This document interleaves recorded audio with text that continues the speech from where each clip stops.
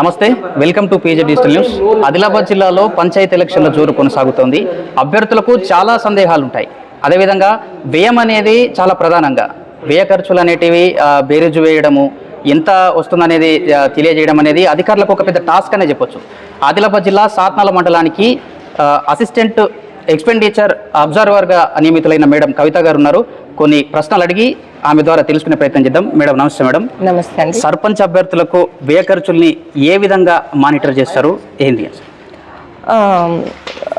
సర్పంచ్గా పోటీ చేసే అభ్యర్థులు మరియు వార్డు మెంబర్లు వారికి కొన్ని 5,000 పైన జనాభా గల గ్రామ పంచాయతీలకు సర్పంచ్ అయితేనేమో 2,50,000 ఖర్చు చేయడానికి ఉంటుంది. అలాగే వార్డు మెంబర్ అయితేనేమో 50,000 మరియు 5,000 పైన 5,000కు తక్కువగా ఉన్న గ్రామ పంచాయతీలకేమో 1,50,000, వార్డు మెంబర్కి అయితేనేమో 30,000 ఇలా ఖర్చు చేయడం ఉంటుంది. ఖర్చుని మేము వెరిఫై చేస్తాం.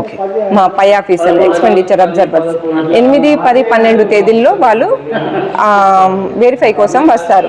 కాబట్టి మీరు మీ ఎక్స్పెండిచర్ ఇది ఏదైతే ప్రొఫార్మా ఇచ్చారో ఈ పోటీ చేయు అభ్యర్థుల ఎన్నికల వ్యయ ఖాతా నిర్వహణ రిజిస్టరు దీన్ని మీరు తీసుకొని రావాలి.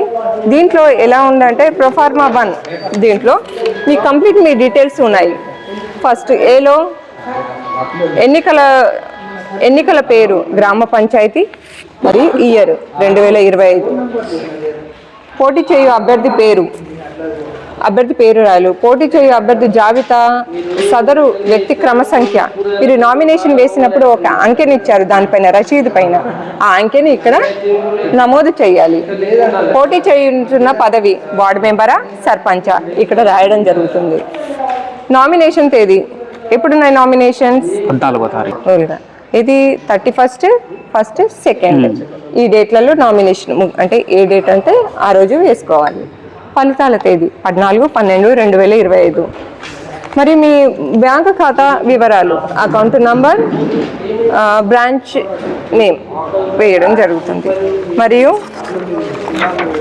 ప్రొఫార్మా 3లో ఇది మాత్రం చాలా ఇంపార్టెంట్. ఏంటి అంటే క్రమ సంఖ్య. ఫస్ట్ మీ ఎక్స్పెండిచర్ ఎక్కడ స్టార్ట్ అవుతుంది మీ ఖర్చులు అంటే నామినేషన్ నుండి. నామినేషన్ తేదీ, ఖర్చు పద్దులు మరియు దాని వివరములు దేనికి సంబంధించింది రాయాలి. నామినేషన్ ఫీ ఇక్కడ అమౌంట్. ఇప్పుడు నామినేషన్ వేసిన తేదీ నుంచి ఎలక్షన్ అయ్యే వరకు ఈ ఖర్చుని మానిటర్ చేస్తారు మేడం. వ్యయ ఖర్చు కింద ఎలక్షన్ కి 2 days ముందు. ఓకే. 13వ డేట్ లాస్ట్. ఒకవేళ పరిమితికి మించి అభ్యర్థులు ఖర్చు చేస్తే ఎటువంటి చర్యలు ఉండనున్నాయి? అది పై అధికారులకు మీరేమైనా సిఫార్సు చేస్తారా? మేము ఏం చేయలేము, వాళ్ళు తీసుకుంటారు యాక్షన్. ఇంకా అభ్యర్థులకు ఏం సూచించనున్నారు ఈ ప్రొఫార్మాకి సంబంధించి? అభ్యర్థులు వారి ఖర్చులు ఏ ఖర్చు చేసినా వాళ్ళు ఒక రిసిప్ట్ రూపంలో తీసుకొని రావాలి.